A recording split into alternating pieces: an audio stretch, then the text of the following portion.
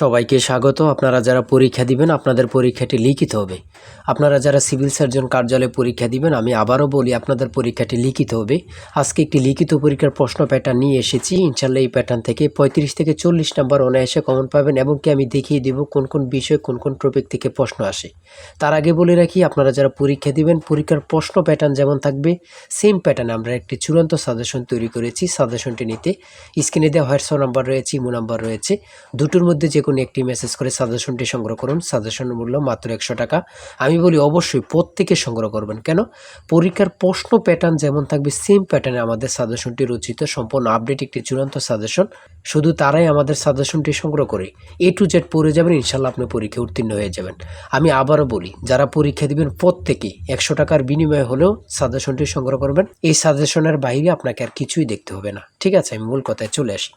এখানে লিখিত পরীক্ষা কি, সিভিল সার্জন কার্যালয়ে লিখিত পরীক্ষাটা কি এটাকে বুঝতে হবে। কারক থেকে, এক কথা প্রকাশ থেকে, বিপরীত শব্দ, সন্ধি বিচ্ছেদ, ইংরেজি পার্ট থেকে, প্রিপোজিশন, আর্টিকেল, ভয়েস থেকে থাকবে, ট্রান্সলেট অবশ্যই থাকবে, শর্ট করে একটি প্যারাগ্রাফ থাকবে, তারপরে গণিত, সর্বশেষ সাধারণ জ্ঞান থাকবে। লিখিত পরীক্ষা মানে এতটুকুই, কথা বোঝেন কিন্তু। হ্যাঁ, আমি এখন সম্পূর্ণ প্রশ্নটা সমাধান করে দেখিয়ে দিচ্ছি। দেখেন, প্রথমে রয়েছে কি 1 নম্বরে কারক ও বিভক্তি নির্ণয় করুন। এখানে ফার্স্টটা থাকবে, ফার্স্টটার জন্য আপনাকে 5 নাম্বার দেওয়া হবে। হ্যাঁ, তারপরে 2 নম্বরে রয়েছে বাক্য সংক্ষেপণ করুন। আমি শুধু টপিকগুলো দেখিয়ে দিচ্ছি, আপনারা এগুলো বুঝলে এগুলো অনুযায়ী পড়বেন, আপনাদের জন্য যথেষ্ট। আর যারা বোঝেন না এবং কি কোথায় থেকে সংগ্রহ করবেন, এখানে ওখানে সার্চ করে লাভ নেই। আর শুধু আমাদের সাজেশনটি সংগ্রহ করে আপনি শুধু A to Z পড়ে যান, সকল তথ্য ওখানে দেওয়া আছে, প্রত্যেকটি প্রশ্নের ব্যাখ্যাও সমাধান সহ পেয়ে যাবেন। ঠিক আছে, বাক্য সংক্ষেপণ করুন। হ্যাঁ, এখানে 5টা দেওয়া থাকবে, 5টার জন্য 5 নাম্বার। তারপরে 3 নম্বরে রয়েছে অর্থসহ বাক্য রচনা করুন। এখানে 5টা থাকবে, 5টার জন্য 5 নাম্বার, অথবা যতটা থাকে 2টা থাকলে 2টার জন্য 2 নাম্বার আপনাকে দেওয়া হবে। তারপরে 4 নম্বরে রয়েছে সমার্থক শব্দ লিখুন। এখানে 2টা দেওয়া হয়েছে, 2টার জন্য 2 নাম্বার। তারপরে থাকতে পারে প্রবাসী আয় বৃদ্ধিতে করণীয় বিষয়ে সংক্ষিপ্ত প্রবন্ধ রচনা করুন, অথবা এখানে থাকতে পারে যে বর্ষাকাল সম্পর্কে কিছু লিখুন, শীতকাল সম্পর্কে কিছু লিখুন, এগুলো থাকতে পারে। তাই বলি অবশ্যই আমাদের চ্যানেলটি সাবস্ক্রাইব ও পেজটি ফলো দিয়ে রাখবেন। কেন? পরীক্ষার নোটিশ, পরীক্ষার রেজাল্ট, পরীক্ষার প্রশ্ন সমাধান, যাবতীয় সকল তথ্য সবার আগে আমরা ভিডিও আপলোড দিয়ে রাখি। আপনি যদি চ্যানেলটি সাবস্ক্রাইব, পেজটি ফলো দিয়ে রাখেন, সবার আগে চলে যাবে আপনার কাছে নোটিফিকেশন। মনে করেন আপনি পরীক্ষা দিয়েছেন, পরীক্ষার প্রশ্ন সমাধান দেখিয়ে দিব, তারপরে রেজাল্টের অপেক্ষা করা লাগবে না, আমাদের চ্যানেলে পেয়ে যাবেন, সকল তথ্য পেয়ে যাবেন এবং কি নতুন নতুন চাকরির তথ্য পেয়ে যাবে। সার্কুলার দেওয়ার সাথে সাথে আমাদের চ্যানেলে আপলোড দেওয়া হবে। আপনি শুধু আমাদের চ্যানেলটি সাবস্ক্রাইব, পেজটি ফলো দিয়ে রাখলে সবার আগে চলে যাবে আপনার কাছে নোটিফিকেশন। তাই অবশ্যই চ্যানেলটি সাবস্ক্রাইব, পেজটি ফলো দিয়ে আমাদের মেম্বার সদস্য হয়ে আমাদের সাথে থাকবেন। হ্যাঁ, তারপরে সংক্ষিপ্ত প্রশ্ন উত্তর থাকবে, প্লুরাল ফর্ম কি, তারপরে নাউন থেকে থাকবে, তারপরে প্রিসিপ ফর্ম থেকে থাকবে, তারপরে ক্যাটল কোন ধরনের নাউন, এগুলো থেকে 4 থেকে 5 নাম্বার এখানে থাকবে। ঠিক আছে, তারপরে এখান দিয়ে রয়েছে আপনাদের পূর্ণরূপ থেকে 2 থেকে 5 মার্ক অবশ্যই থাকবে। আপনারা পূর্ণরূপ দেখে যাবেন। ঠিক আছে, পূর্ণরূপ থেকে অবশ্যই থাকবে। হ্যাঁ,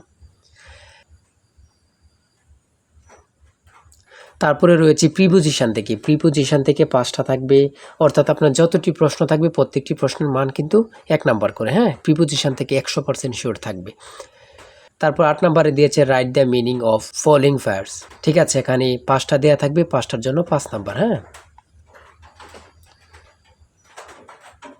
তারপরে থাকবে একটি প্যারাগ্রাফ, শর্ট করে ইংরেজিতে একটি প্যারাগ্রাফ কিন্তু আপনাদের থাকবে। ঠিক আছে, শর্ট করে একটি ইংরেজিতে প্যারাগ্রাফ থাকবে। জলবায়ু পরিবর্তন, এখানে দেয়া আছে ক্লাইমেট চেঞ্জ, জলবায়ু পরিবর্তন, অথবা অন্যান্য প্যারাগ্রাফও থাকতে পারে, ট্রি প্ল্যান্টেশনও থাকতে পারে, লোডশেডিংও থাকতে পারে। হ্যাঁ, এগুলো থাকতে পারে। 5 নাম্বারের জন্য শর্ট করে একটি প্যারাগ্রাফ লিখবেন আপনারা। আমাদের সাজেশনের প্রত্যেকটি প্রশ্নের ব্যাখ্যা ও সমাধান সহ কিন্তু পেয়ে যাবেন। তারপরে গণিত অংশ 10 নম্বরে রয়েছে 500 মিটার লম্বা একটি ট্রেন 30 কিলোমিটার ঘন্টা গতিতে চলছে। 250 মিটার লম্বা একটি স্টেশন অতিক্রম করতে ট্রেনটির কত সময় লাগবে। এখানে কিন্তু ব্যাখ্যা সহ দেওয়া আছে, প্রশ্নটির সমাধান সহ দেওয়া আছে, আপনারা এটা দেখে নিন, দেখে নিলে বুঝতে পারবেন। ঠিক আছে, প্রত্যেকটা অঙ্কের মান কিন্তু পাস করে। হ্যাঁ, তারপরে 11 নম্বরে আরেকটি অঙ্ক দিয়েছে x - 1x = 3 হলে x⁴ প্লাস 1/x⁴ কত। এই অঙ্কটা কিন্তু সহজ। হ্যাঁ, আপনারা যদি বোঝেন এই অঙ্কটা কিন্তু সহজ, এখানে সমাধান দেওয়া আছে, আপনারা দেখে নেন। তারপর রয়েছে একটি দ্রব্য 378 টাকায় বিক্রয় করলে যত ক্ষতি হয় 450 টাকায় বিক্রয় করলে তার 3 গুণ লাভ হয়। দ্রব্যটির ক্রয় মূল্য কত? এখানে সমাধান দেয়া আছে, আপনারা দেখে নেন। প্রত্যেকটি প্রশ্নের মান কিন্তু পাস করে। তারপরে 13 নম্বর রয়েছে, একটি শ্রেণীতে যতজন ছাত্র আছে প্রত্যেকে তত টাকা করে দিলে মোট 6561 টাকা হয়, ছাত্র সংখ্যা কত ছিল? এখানে অঙ্কটি সমাধান দেওয়া আছে, আপনারা দেখে নিন। সর্বশেষ সংক্ষিপ্ত প্রশ্ন থাকবে, কয়েকটি সংক্ষিপ্ত প্রশ্ন থাকবে। যেমন প্রথমে রয়েছে এটিএম এবং কি টিন অথবা টিআইএন এর পূর্ণরূপ কি? এখানে পূর্ণরূপগুলোর অ্যান্সার দেওয়া আছে, আপনারা দেখে নেন। খ নম্বরে রয়েছে জাতিসংঘের নামকরণ করেন কি? জাতিসংঘ সনদ কবে কার্যকর হয়? কত গুরুত্বপূর্ণ, আল্লাহ ছাড়া কেউ জানে না। হ্যাঁ, তারপরে রয়েছে কোন অক্ষাংশকে মকর ক্রান্তি এবং কোন অক্ষাংশকে কর্কট ক্রান্তি বলা হয়? এখানে কিন্তু উত্তরটি দেওয়া আছে, আপনারা দেখে নিন। 2025-26 অর্থ বছরের প্রস্তাবিত বাজেট কত? বর্তমানে বাংলাদেশের মানুষের মাথা পিছু আয় কত? খুবই গুরুত্বপূর্ণ কিন্তু। হ্যাঁ, আয়তনে বাংলাদেশের সবচেয়ে বড় জেলা এবং ছোট জেলার নাম লিখুন। বড় জেলা হচ্ছে রাঙ্গামাটি, ছোট জেলা হচ্ছে নারায়ণগঞ্জ। জাতীয় স্মৃতিসৌধ ও কেন্দ্রীয় শহীদ মিনারের স্থপতিকে? খুবই গুরুত্বপূর্ণ, সৈয়দ মাইনুল হোসেন হামিদুর রহমান। পদ্মা নদী বাংলাদেশের কোন জেলা দিয়ে প্রবেশ করেছে? বাংলাদেশ ও মায়ানমারকে বিভক্তিকারী নদীর নাম কি? খুবই গুরুত্বপূর্ণ। আইসিসি এবং পিপা এর সদর দপ্তর কোথায় অবস্থিত? দুবাই, সংযুক্ত আরব আমিরাত, জুরিক, সুইজারল্যান্ড। তারপরে রয়েছে 2024 সালে শান্তিতে নোবেল পুরস্কার পেয়েছেন কে? তিনি কোন দেশের নাগরিক? তিনি হচ্ছে জাপানের নিহন হিদানোকিও। তারপরে সর্বশেষ যে প্রশ্নটি রয়েছে, বাংলাদেশের জাতীয় পতাকার ডিজাইনার কে? জাতীয় পতাকার দৈর্ঘ্য প্রস্থের অনুপাত কত? মানে কত পরীক্ষায় যে আসছে আল্লাহ ছাড়া কেউ জানে না। সেটা হচ্ছে কামরুল হাসান, 10:6 বা 5:3। ঠিক আছে। আর আমি বলে রাখি, এই জিসান স্যারের চূড়ান্ত সাজেশন কিন্তু এই নাম্বার হোয়াটসঅ্যাপ ইমো আছে, এই নাম্বারটা হোয়াটসঅ্যাপ আছে, ইমো আছে।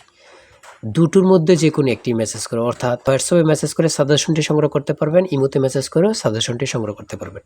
আমি বলি প্রত্যেকে আমাদের সাজেশনটি অবশ্যই সংগ্রহ করবেন।